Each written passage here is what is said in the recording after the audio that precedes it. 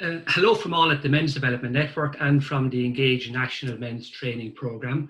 My name is Lorcan Brennan and I'm the National Training and Development Officer here with the Men's Development Network. And I welcome you to our webinar here today, and I thank you for taking time to share with us, especially to mark International Men's Health Week during a time that's really an exceptional time. Now, as we all know, this really is an exceptional time in our country, and across our country, many of us have been deeply impacted by Covid-19 and what's happening. So it's with that in mind as well, I suppose, that we step into International Men's Health Week and we mark it in a very special way.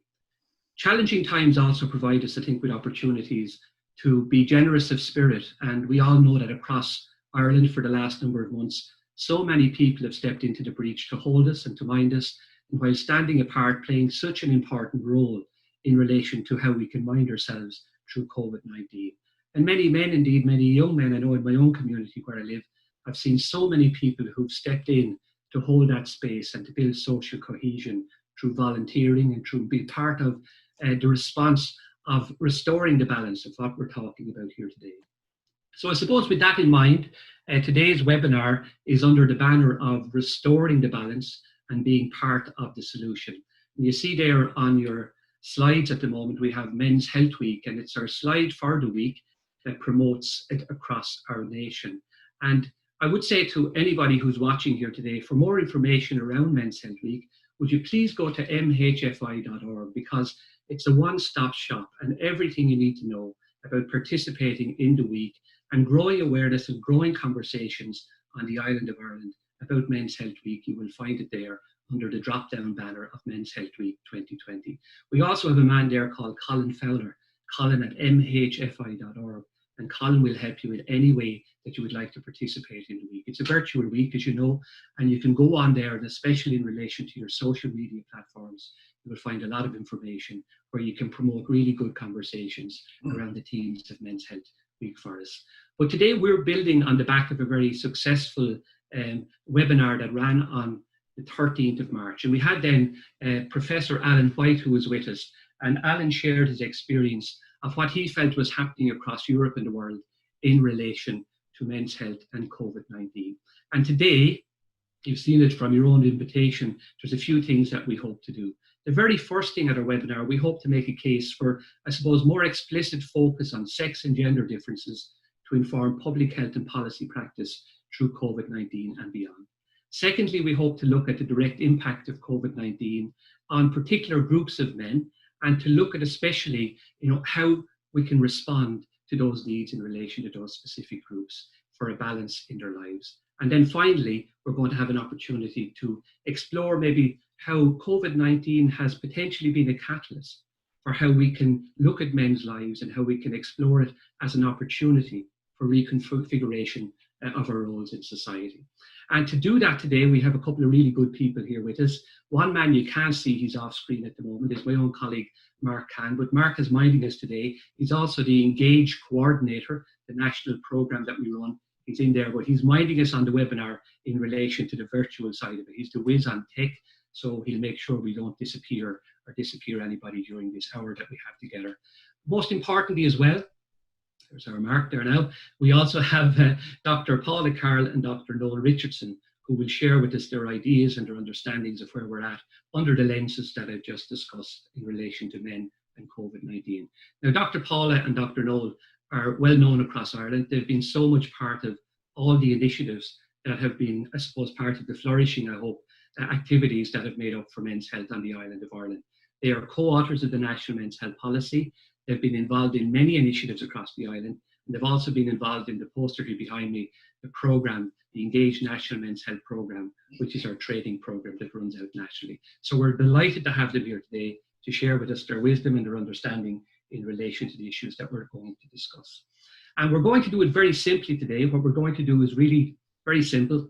The very first thing we're going to do is we're going to invite Noel and Paula to share with us their slides. And then afterwards, we're going to invite you as participants especially to keep an eye on your chat bar and to use your chat bar to send us any observations or questions that can inform the discussion that we hope to have afterwards. And we hope that discussion will also be around further exploring how we can restore the balance to men's lives post-COVID-19. COVID-19. Just to say as well, this is being recorded, so afterwards there will be an opportunity if people want to look back at it again, or we'll also have it to share with other people who couldn't make it here with us today. Finally, what we're going to do after our conversation, we'll have a sum up, and we'll have a final slide, and we'll have some takeaway points as well for people.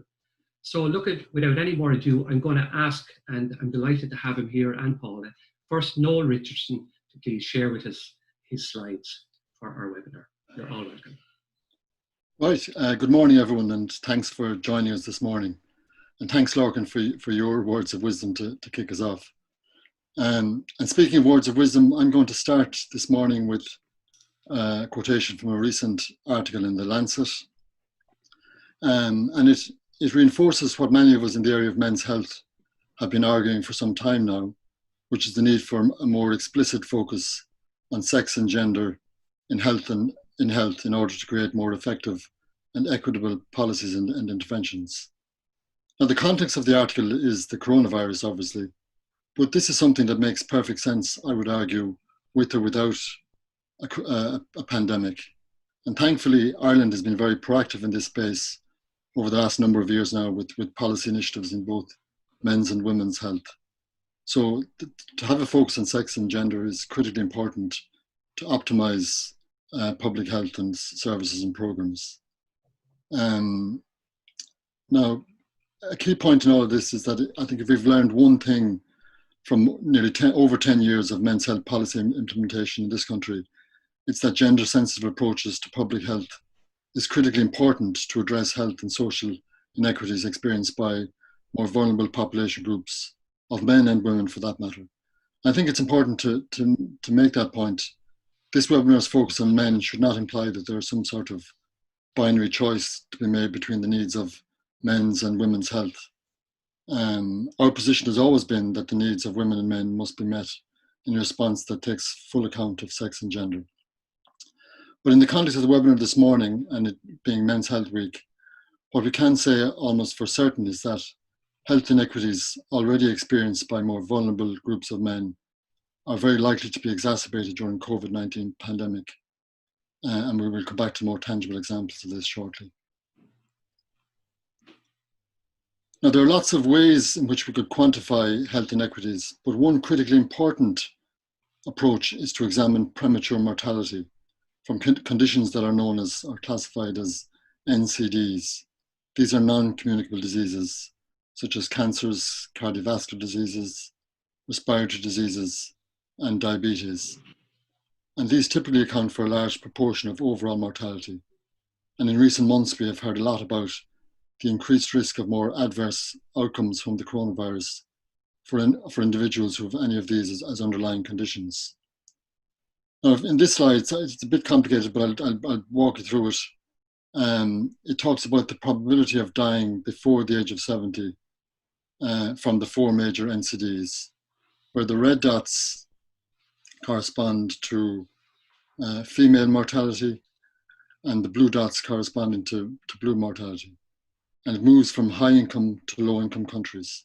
So high income on the left, low income on the right. And what we see obviously is that males have a higher risk of dying before the age of 70 from these four NCDs than females do. But what's even a lot more significant is the slope of the graph. For females, we see that the graph slopes up quite gradually, whereas for males, it's initially gradually, but then there's this kind of sudden and dramatic or exponential increase in the graph as we move from high to low income countries. So what this tells us is that the risk of dying before the age of 70 in more well-off countries is about 10 or 15%, whereas in the least well-off countries, it's 35 to 40%, so it's 3 or 4 times higher. Clearly, therefore, it's not so much a question of male-female differences that are important here, but rather differences between men in different countries. And also we should acknowledge between different population groups of men within the same country, even though the slide doesn't capture that. So very often we get I guess hooked or bogged down on male-female differences in health outcomes or mortality or life expectancy. But a much more critically important approach is to consider differences between different subpopulation groups of men. So not surprisingly, therefore, this has resulted in a much higher proportion of deaths among confirmed cases in men than women for the coronavirus. So this is WHO Global Health 50/50 data, where anything above 1 represents a higher chance of dying from the coronavirus for males versus compared to females. And overall, while the incidence of the coronavirus has been more or less similar for males and females, approximately 57% of deaths worldwide have been male. Again, in our previous webinar, Alan White spoke a lot about, or gave us examples of sex and gender differences linked to these statistics. So sex differences, for example, include differences in immunological response between males and females, the protective effect of, say, estrogen in terms of a hormonal response, whereas gender differences capture things like lifestyle behaviors, delayed help seeking, differences in hand washing and other kind of hygiene practices which are tend to be lower for males. But of course, it's not just about sex or gender differences. We know that this aggregated data masks the vulnerability of certain groups. So for example, in England and Wales, black males are more than 4 times more likely to die from the coronavirus than whites are. Similar figures can be found in the United States. So reflecting back on our previous slide, we should be asking the question, what is it about the intersection of gender and other social determinants of health, such as education, social class, race, housing, etc., that put certain population groups of men at such a disproportionate risk of adverse outcomes from COVID-19? So within an Irish context then, who are these vulnerable groups? And this slide just gives you a flavour of some of the headlines in recent weeks that draw attention to the fact that the coronavirus has had its most damaging effects within specific vulnerable population or occupational groups. And this doesn't do justice to all the groups, I'm just putting out a flavour here. And if you consider just for a moment 2 of these groups, if you look at, say, meat factory workers and care workers, it's clear that the factors underpinning their vulnerability during the pandemic are highly gendered. So apart from the obvious fact that both occupation groups are almost predominantly or exclusively males and females respectively, the common denominator here is that both are low-income groups, frequently on temporary work contracts, typically with limited entitlements or benefits, often living or working in crowded or cramped conditions.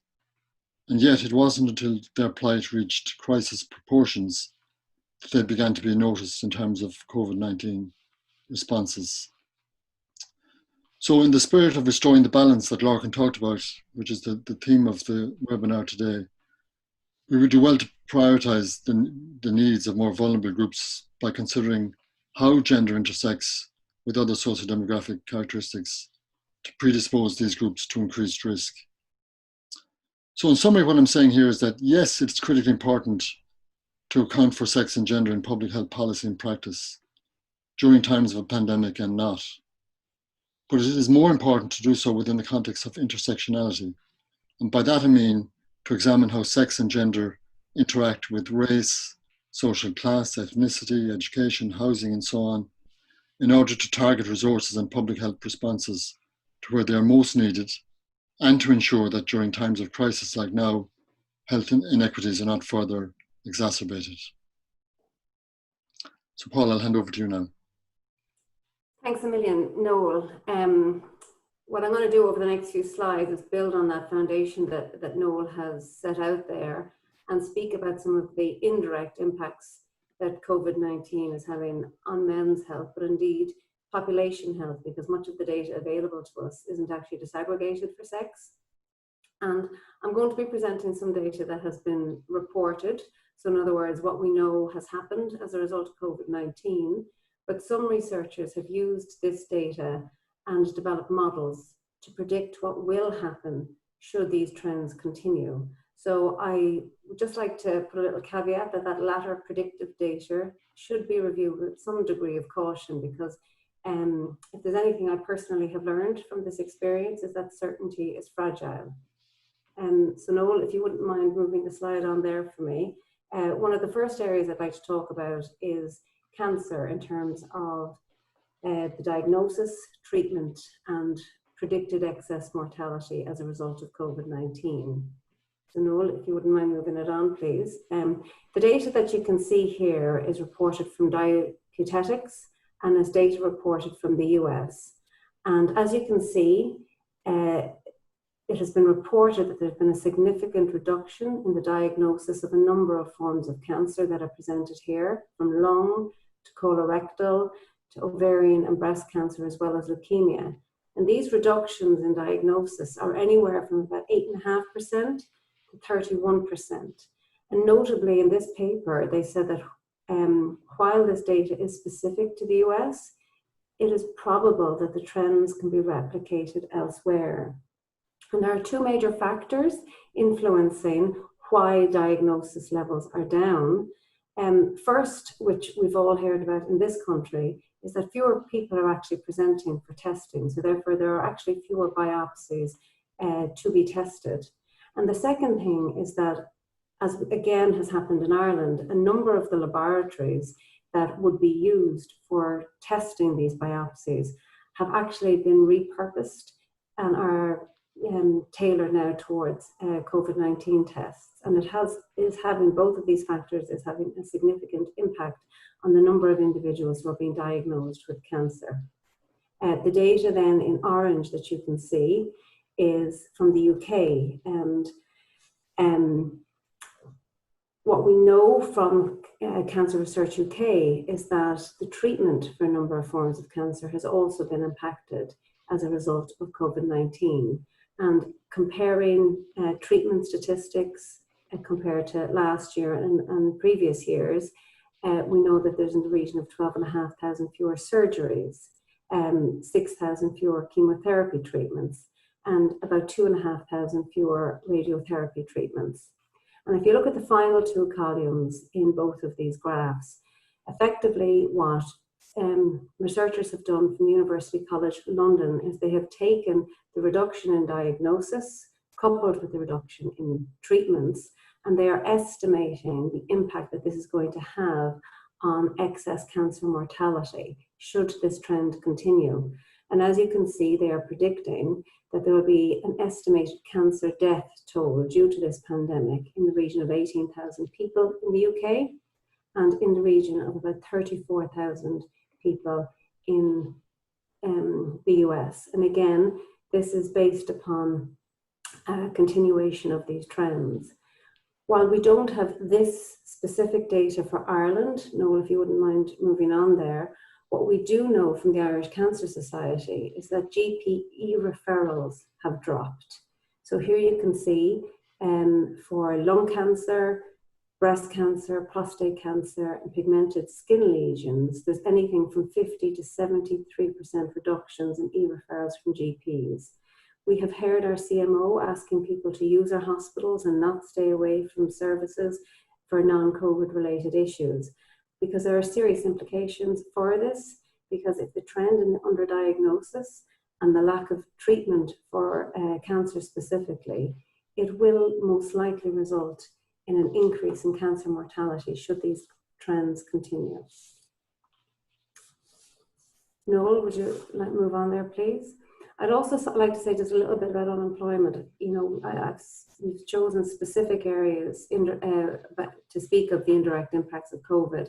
And I think unemployment is really important for two reasons. First of all, we are hearing of an impending COVID-related global recession that has already resulted in significant job losses across the world. While we've yet to get clarity about what the unemployment level will be in this country, because it won't become evident, I think, until the social welfare payment changes to that happen. But there is an abundance of evidence over the last several decades documenting the detrimental effect of recessions on unemployment and population health. So I think it is worth looking at. And the second reason why I think it's relevant for this webinar is because we know that paid employment is so closely linked with identity, purpose and meaning in many men's lives, and that the loss of paid employment can be particularly damaging to men for this reason. And as you can see from this particular slide, It's a group of researchers in Stanford University in the US that have looked at the COVID-19 unemployment data and developed a model to predict its impact on mortality. And according to their model, they're predicting an increase in all-cause mortality in the region of 66,000, of which 9,700 will be due to suicides. We don't have to go too far back in Ireland to look at the impact of recession specifically on death by suicide in this country. And the data that I've presented here is from the CSO, and it shows the average number of deaths by suicide in the years 2003 to 2008, that's the data in blue, and I'm comparing that then to the average number of deaths by suicide in the years preceding that 2008 recession, so 2009, 2011. So what you'll see here, if you go to the final set of columns, is that sorry Noel, if you just go back one please, is that there was an increase at a population level in suicide as a result of the last recession in this country. But if you look at the male-female data, you'll see that actually the population increase was actually driven by an increase in male suicide in the region of about 14%. Just give me one moment, Noel. So while the data is not definitive, I think this is certainly worth considering, as a similar pattern might be likely unless there is an appropriate intervention to either, halt the recession or support men appropriately through it if what people are predicting does come. Thanks, Noel. If you move on there, please. And we do have some insight into the impact of COVID-19 on the mental health of people in Ireland. The data that's here is from staff at Maynooth, Trinity and 2 colleges in the UK that have surveyed a representative sample of the Irish population. They looked at the level of meaningful mental health problems in the population, and the data that's presented here, as you can see, is for loneliness, major depression, generalized anxiety and post-traumatic stress. What's in red is the data that they found for men, and in blue it is for women. And as you can see, across all 4 of these variables, the prevalence of these conditions is significant. There's one in particular I just want to give a couple of moments to, and that is loneliness. Because what we know is that, I suppose, 2 factors here is many people struggle to identify the experience of loneliness in their lives. And we know that actually for men, there's an emerging body of evidence that says that loneliness can actually manifest as an expression of anger, frustration, and violence. And, there are some very interesting studies coming out of the US that have actually supported men to recognize that actually the void and the behavior is actually a manifestation of loneliness.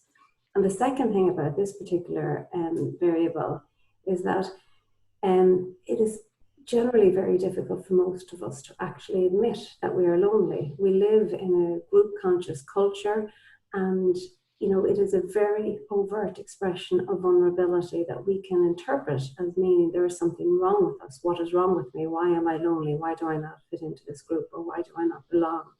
So as I look at the data that's presented here for both men and women, I would personally question it to some degree as to whether it might even be an underrepresentation of the actual experience that people are having.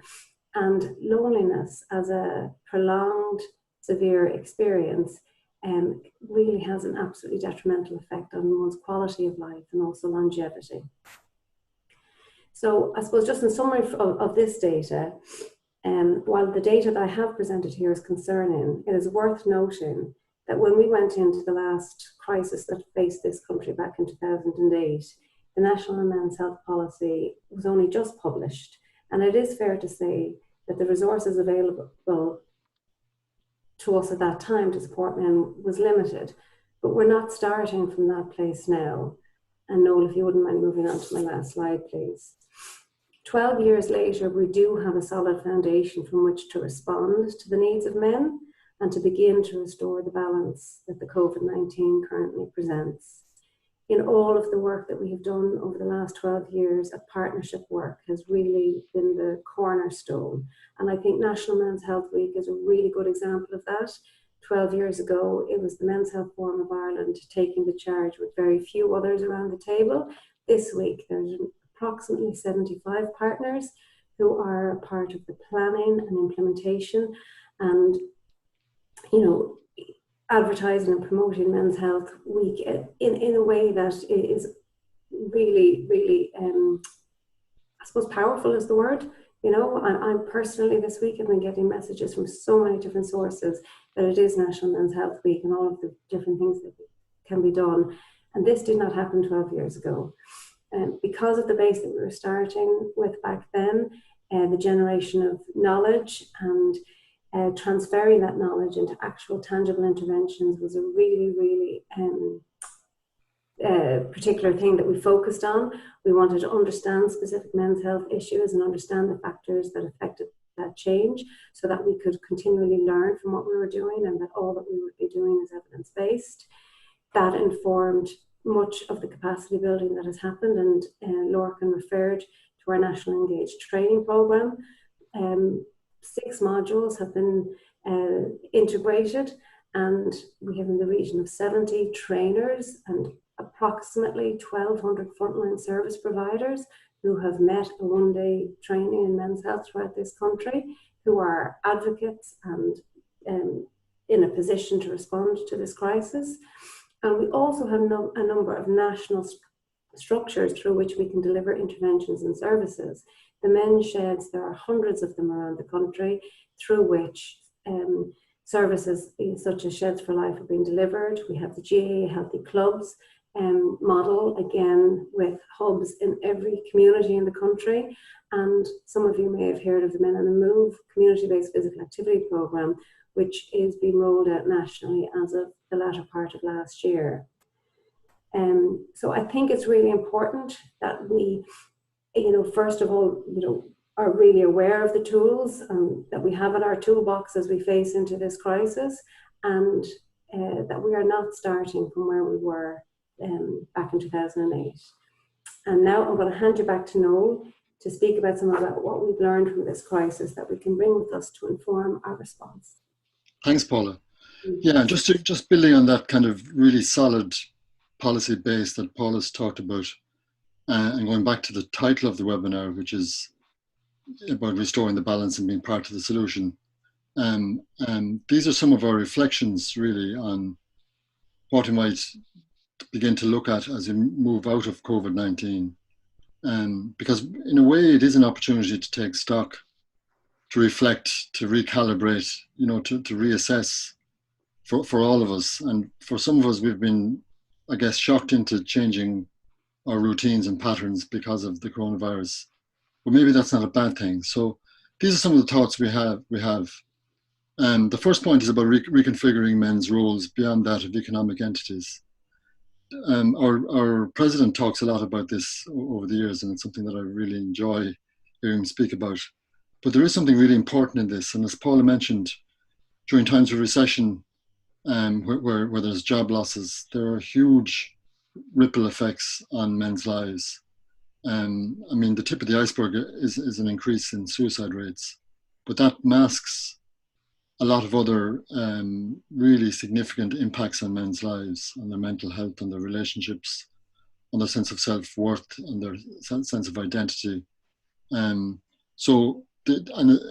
we know from the suicide literature and the mental health literature is that the extent to which men define their sense of self-worth based around their job, or about them as economic entities, the greater their fall, the greater their loss during times of recession, or particularly if they lose their jobs.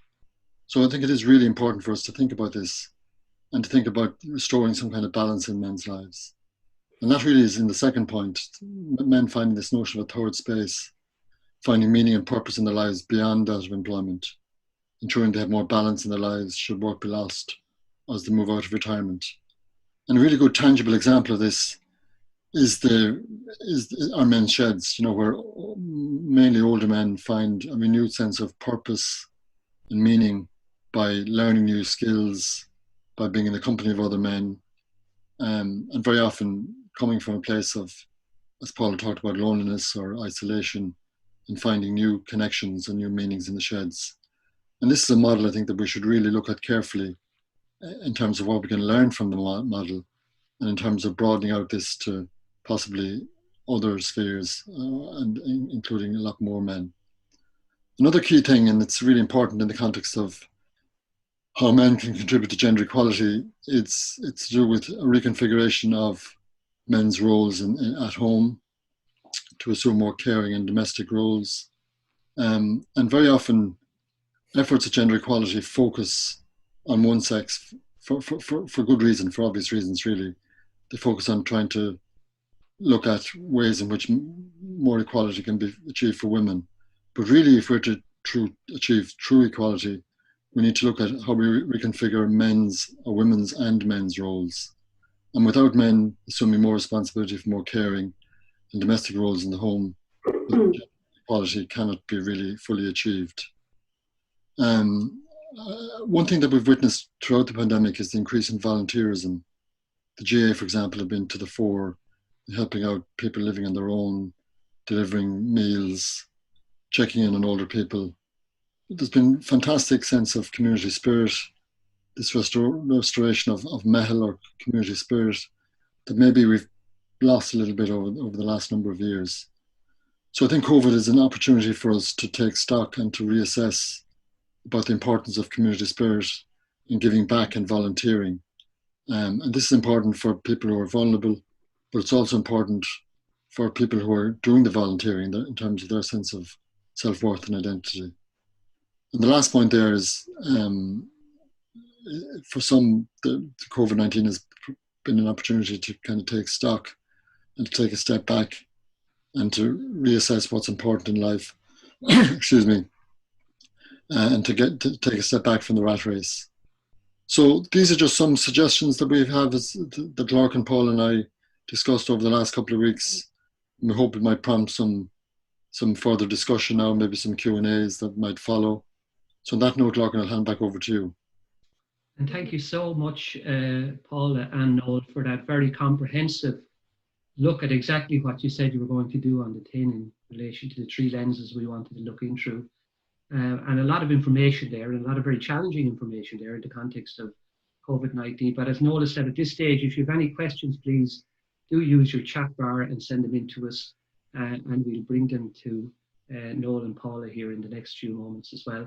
And Noel, just going to go back to you just for a moment, because when you were leading out on the slides, one of the first things you really highlighted quite clearly was that in relation to specific groups of men, it looks like, there's the social determinants really strongly at play in the context of COVID and who it can impact as well in relation to the Irish models that you talked about. Could you just say a little bit more about that in the context of where you spoke about? Yeah, I mean, I think, as an occupation, like the critical thing, sometimes we get bogged down in looking at sex differences in resources or in health services or in programs. And really that misses a key point, which is to identify those subgroups of men or women who are more vulnerable and more susceptible, say, for example, during times of recession or during pandemics. So it's really important that we look beyond sex differences to look at how gender intersects with, as I mentioned, social class and other socio-demographics, to put certain groups at increased risk. And the critical thing is how we respond.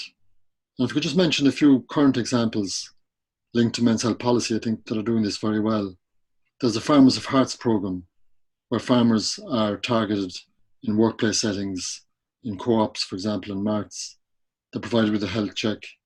The more recent programme has offered follow-up interventions, say by a health coach or text messaging with repeat health checks. So this is a good example of targeting an at-risk group. I mean, cardiovascular disease in farmers is really high. Farmers don't have a great tradition, I guess, of being proactive about their health. But this tells us that when the approach is right, that farmers will engage and are engaging, really, really positively with the programme. Another example is Sheds for Life, a health promotion programme that reaches men in sheds. And again, there are lots of people who will tell you that older men won't engage. Nothing could be further from the truth. When the approach is right and we adopt a targeted approach. Paula coordinated a really good program a couple of years ago that's being rolled out now throughout Ireland, called Men in the Move, a physical activity program for previously inactive or sedentary men. So these are just kind of some examples of tangible, clever responses targeting at-risk, so-called at-risk population groups, in this case of men, because we're talking about men's health policy, but that targets the social determinants of health. It doesn't just look at men, it looks at the context of men's lives, where they congregate, what they're likely to find acceptable or not, and developing targeted, gender-specific, gender-sensitive approaches. Good. Thank you, Noel. Paula, can I just come to you for a moment before I go to the chat bar? You mentioned, I thought it was a lovely line you used, certainty is fragile. And your slides, if you don't mind me saying so, like in some of the modelling that you use to look back and look forward, some of the findings are quite stark in relation to what we feel maybe could be out ahead of us in relation to men's health, around the failure of diagnostics and, a delay in a lot of the systems that we have in, yet we do know from some of the models that you used, the predictions are probably fairly accurate. Yeah, I'm obviously, I was really careful when I was actually looking at the specific sources, because I was really mindful of what was being cited. So yes, if current trends in diagnosis and treatment continue, and if the current levels of unemployment, as was cited in the States, because they're particularly high, remain, then there would be, a certain probability that those particular predictions will materialize. And I think, in Ireland, our leaders are now telling us to use services. So, and really emphasizing that quite strongly, so that we can actually book these trends, these diagnostic trends, because I think we need to. And I actually think, this would be one of those specific gendered behaviors that could be really detrimental for men, because, they tend to delay help seeking anyway, never mind a pandemic that's keeping them out of hospitals and services. And as a result, they tend to present late in the course of an illness. So, if this pandemic is delaying that further, then I think in terms of our messaging, then I think it's really important that we send clear messages to men that they really do need to have their symptoms, checked, so that the diagnosis can happen and the treatments can happen. Because unfortunately, I do think that if trends continue, then those predictions are probable. Okay.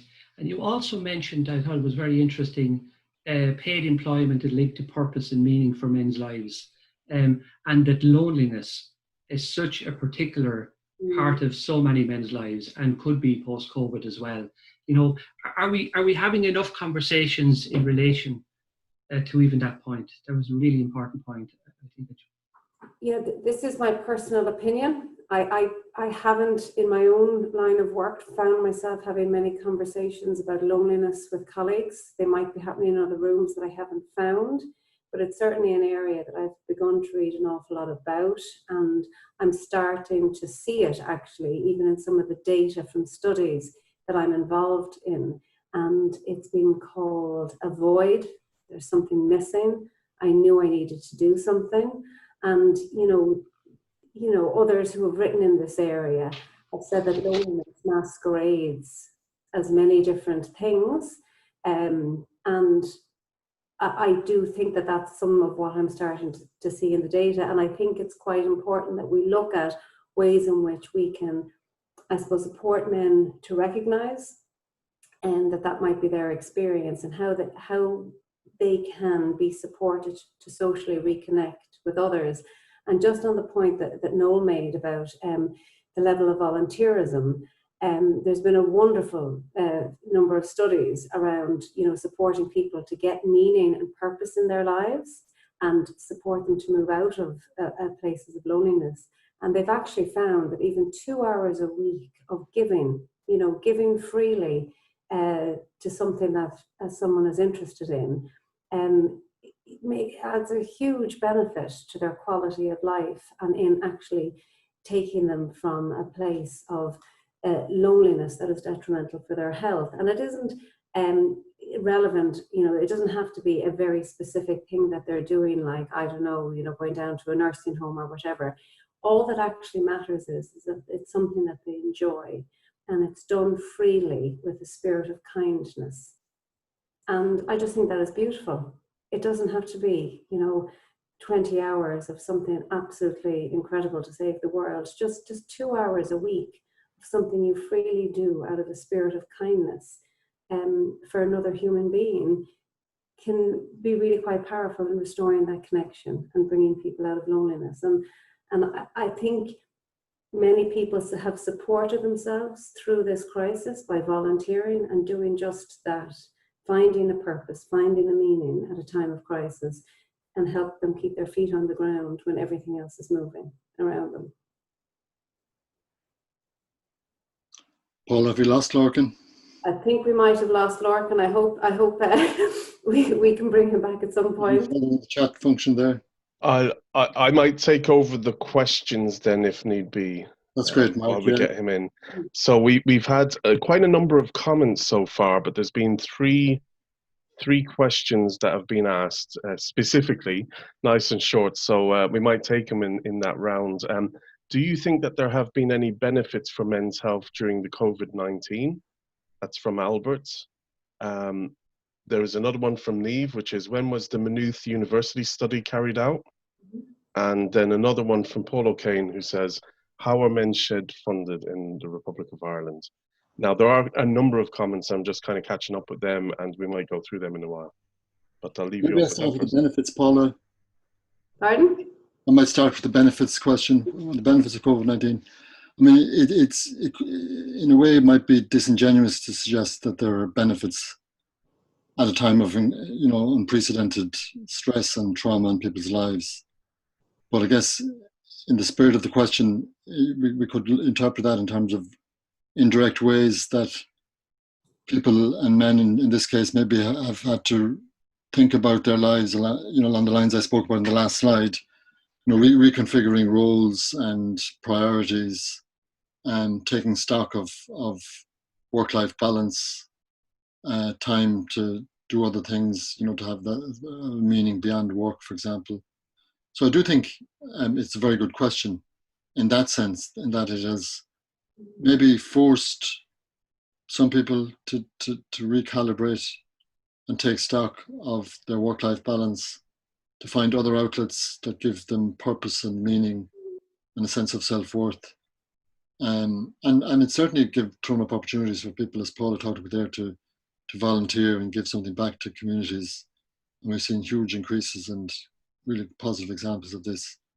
But of course, it's not for a minute to take from the real hardship and trauma that the pandemic has and will continue to cause through ripple effects with recession and unemployment in the years ahead.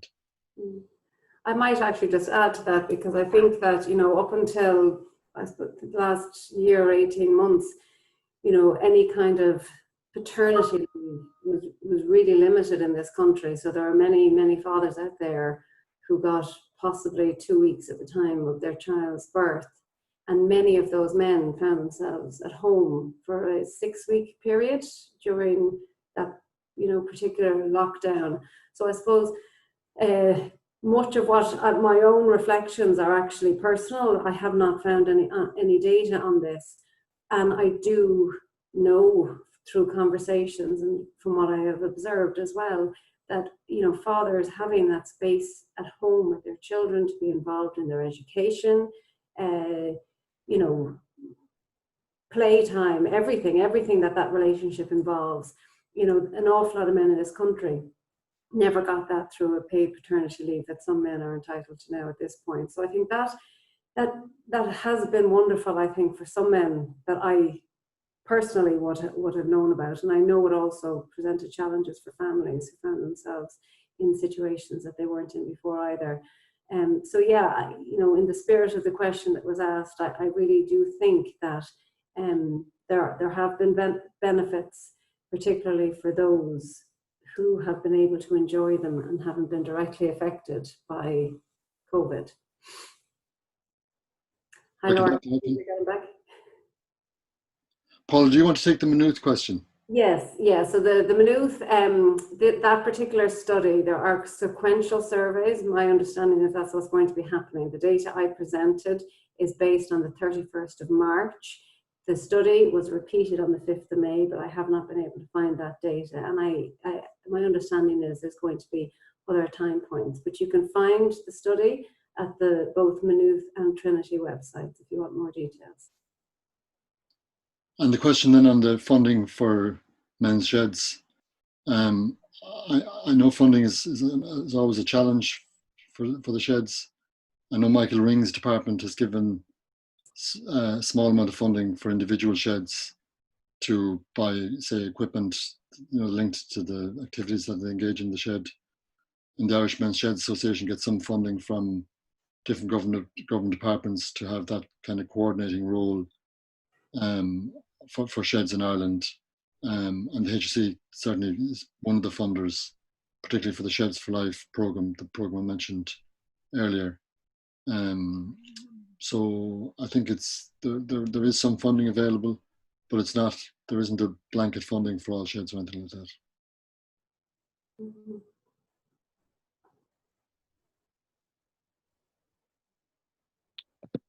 Okay. So there are a number of, there's quite a lot of comments coming in, and I just encourage attendees, if they can, rather than just messaging their comments to all panelists, if they want to do it to all panelists and attendees, because there's some really excellent points being made. I know Andy has two major elements about the traveller thing, and I'll get to that in a minute, but I'll just give, there's, I think, been 3 more questions since, and that is, along with lots of comments, and there certainly was quite a bit of a comment from Nicola, who had said that need to look at younger men and review their roles about becoming carers, joining sheds, and that it's okay to take on domestic roles, not to wait until they retire to take stock of their lives. And kind of in related to that, Albert had a question saying how to reach out to younger men to set good examples. Have you any thoughts on that? Of course, Engage, Unit 6, connecting with young men could be the answer there, free advertising, but that's one question.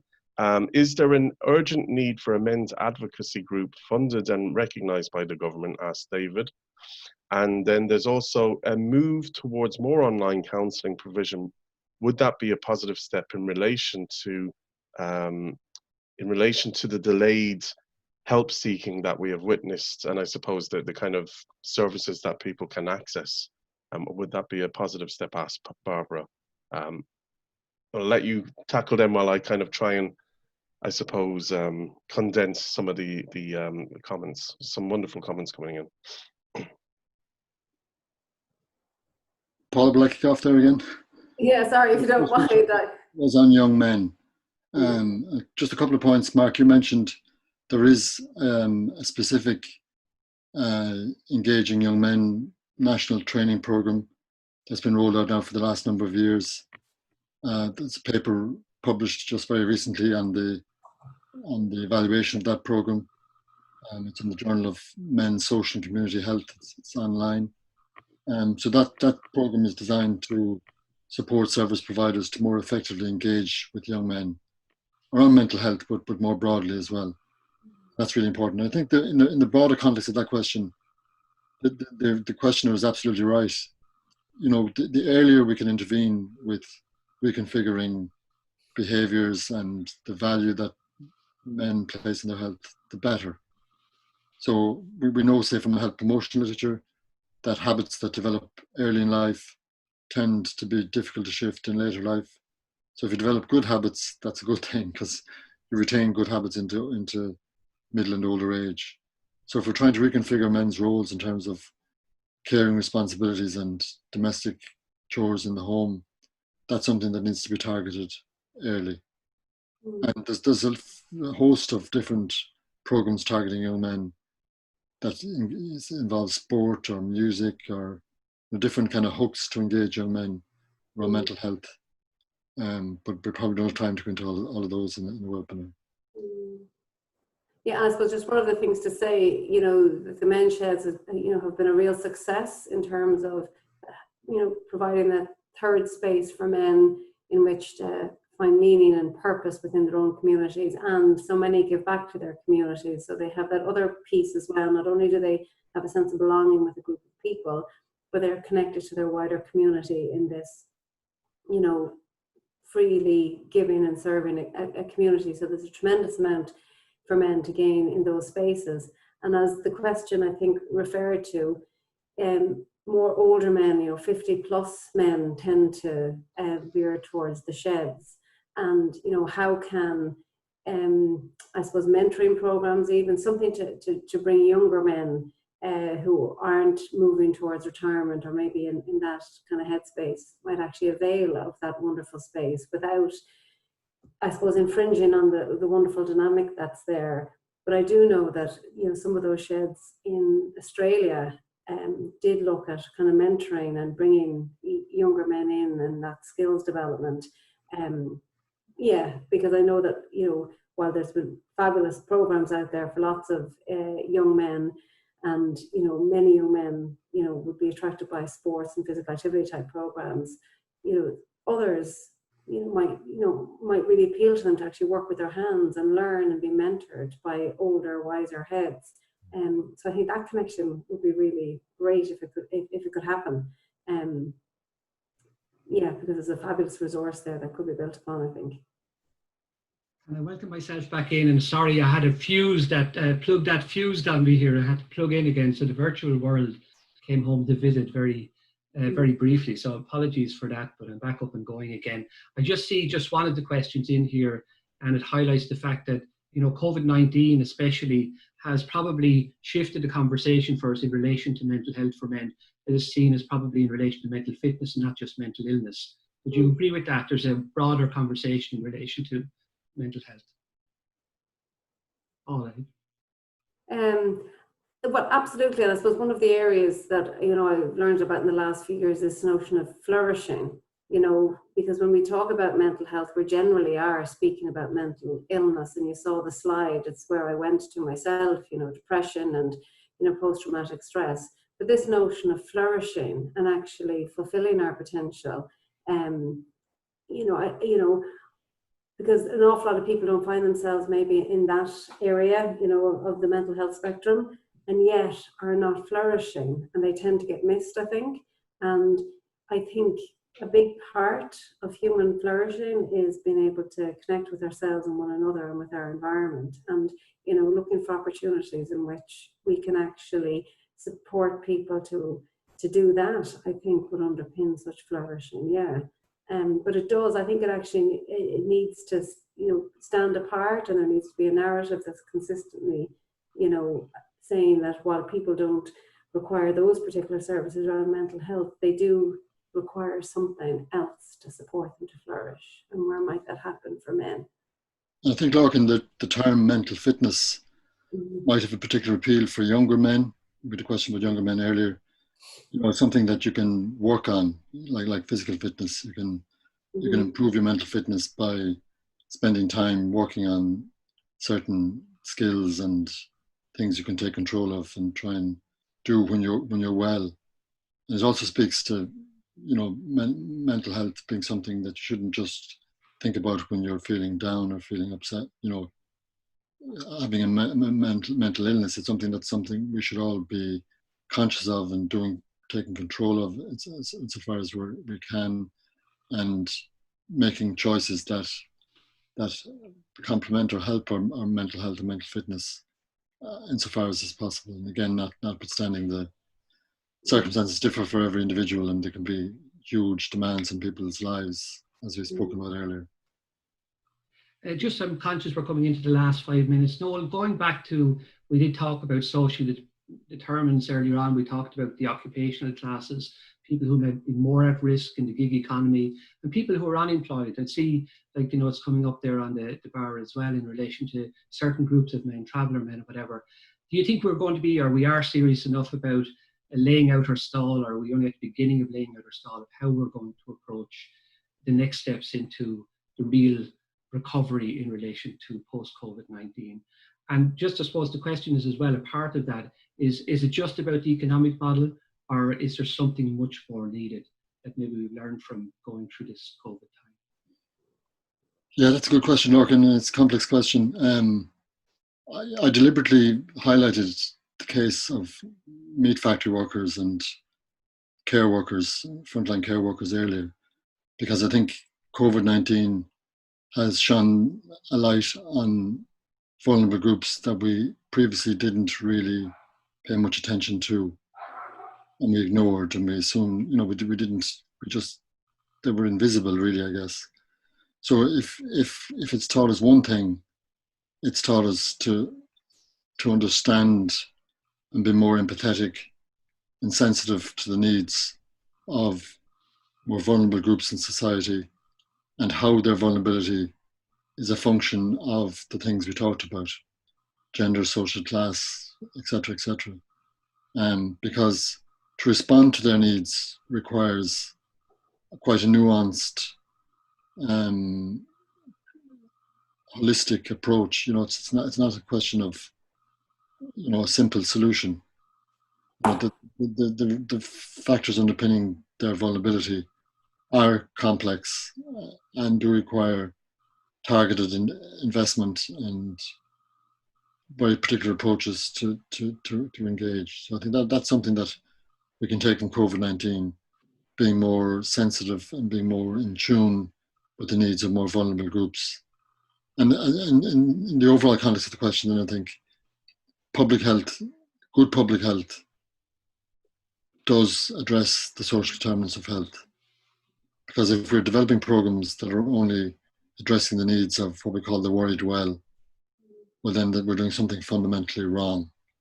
We need to get out of our comfort zone and look at what groups in society require interventions the most, and what's the best configuration of practice that will enable us to reach those groups.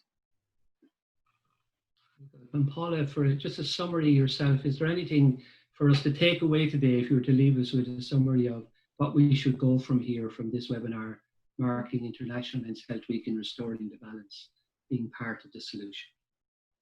Actually, I'm going to refer all three of us to our last slide, actually, because I think it's there. I think, we have had conversations over the last number of days about how a number of things are required actually to restore this balance. And while, we spoke about this image, and while it might look somewhat unsteady, it actually requires every part of this to work synchronistically in order to restore this balance. Not one thing alone is going to support men through this. I think the community and voluntary sector have a really important role to play, given what we know of how men and where men like to use services and how they're presented to them. And I think, again, we've talked about things like sheds and men in the move. I think they're really good examples of how men are engaging with that sector. We need leadership through policy, definitely, and as Noel has been talking about, gender-sensitive policy that really supports a public health approach that tackles the inequities that many men experience. And I do think a lot of service providers, Engage evolved out of the need of service providers going into the last crisis, that they felt ill-equipped to face or manage some of the issues that men were presenting with. So I do think there's an onus on us to continue to support service providers to build capacity around these issues, and to continue to work with our partners across a number of different sectors. And I think the partnership bit is really important, because men's health work can often be quite lonely and isolating as a practitioner, and we need to support each other in this work. And the last bit I would say is that I think it's really important for all of us to know that some of the most effective work that has happened with men have happened in community-based settings. They don't necessarily come to where we want them to come to. We need to go to where they feel safe. And I read one of the comments that came from somebody who talked about men's sheds and said, what do you make in a men's shed? We make each other happy. Isn't that beautiful? Like, so when people come together where they feel safe, remarkable things can happen. And I think as service providers, you know, and public health practitioners, we need to go there to ensure that we create opportunities for them to be happy. Look, it's a lovely note to leave our webinar on, and a word of thanks to Paula and Noel and to Mark, who's been minding our tech. It was my fault that I disappeared and the fusing of the plug, but it's all about reappearing. Remember that. We must keep turning up every day of our lives into the future. Thank you to all our participants who've shared in this time with us, building community, building learning communities, learning together online. It is so important. And again, a final word for International Men's Health Week. For more information, please do go to mhfi.org or contact Colin at mhfi.org, and he will give you any information that you need to know. Thank you for being with us. Mind yourselves as you go. We're in this together. We can make a difference together, and we look forward to being with you, listening to you, and talking with you again. Thank you very, very much.